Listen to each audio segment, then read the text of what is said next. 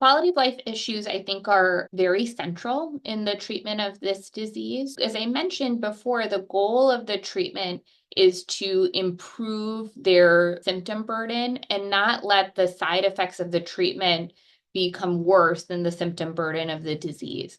So we often try to pick well-tolerated medicines that don't have what we call cumulative toxicity or develop worsening toxicity or side effects over time initially. And if we can get a good disease control with that, then we would prefer to use those as opposed to medicines that tend to cause more side effects over time or more side effects immediately. But we also want to balance that between drugs that we know work well. And so it's a shared decision making with the patient and the family and caregivers about what is the best treatment for them. So people who have jobs where they can't come for treatment once a week or can't come for things like phototherapy multiple times a week, we try to make sure that whatever treatment we're picking matches up with the other things going on in their lives, because really we want them to be able to live their lives and do the things that they want to do and want to minimize the hindrance of having this disease.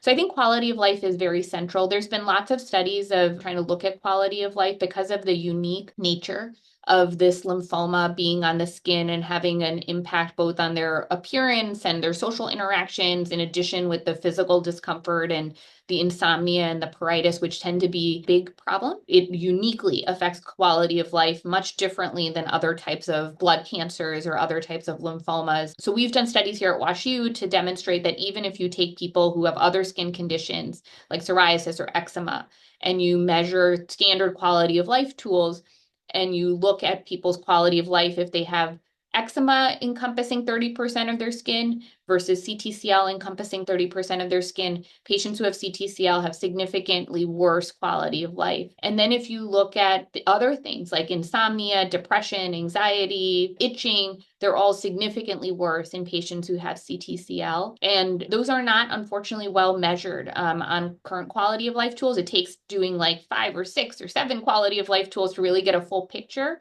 of how patients with skin lymphoma feel on a day-to-day basis. And so one of the things we're working on is developing a quality of life tool that's specific to skin lymphoma. We have interviewed our own patients about what's important to them, recognizing these deficits we've observed over years, doing systematic studies.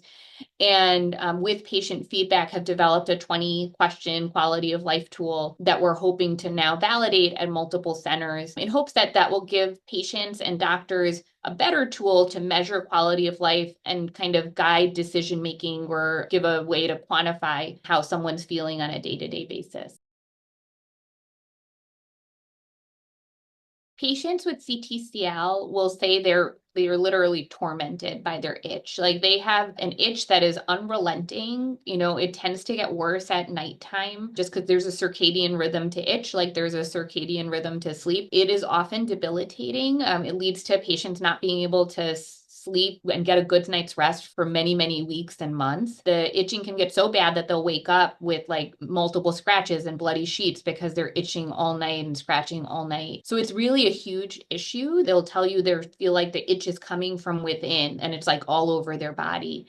So some of the medicines that we pick to treat this disease, we will look at like what the burden of the itch is and kind of lean on medicines that we know do a better job of treating the itch while also treating the lymphoma. So I'll give you one example in patients who have Sézary syndrome, where they have a higher proportion of blood disease or leukemic involvement with their skin lymphoma. Those patients tend to be red all over, and they tend to have an even higher rate of a severe itch compared to other patients with CTCL. And there's some drugs that are now particularly effective at kind of clearing the blood, like mogamulizumab, which was approved a few years ago for cutaneous T-cell lymphoma.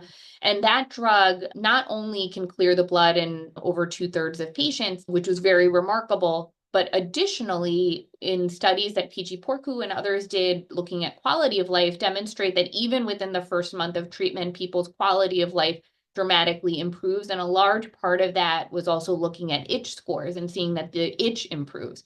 Anecdotally, I'll tell you, we have some patients who, after getting 1 or 2 doses, they feel like their itch is almost gone, which, they haven't experienced before. And so when patients have severe itch, we sometimes will lean on medicines like mogamulizumab, especially when they have Sézary syndrome, because we know it potentially can address some of the issues that they are having that are at the forefront of their impairment in quality of life. But yeah, the itch is super, super important, and it's often very hard to control. In addition to treating the lymphoma, we have other medicines that sometimes are helpful for itch. Those include medicines used for neuropathy like gabapentin or Cymbalta or duloxetine or pregabalin, which is Lyrica. And those medicines can be used for pruritus or itch as well. And so sometimes we'll use those. Sometimes patients take medicines like Benadryl or the equivalent of those, but those often make people sleepy too. Similarly, we'll sometimes use some of the more common allergy medicines that are over the counter, which also can help generalized itch,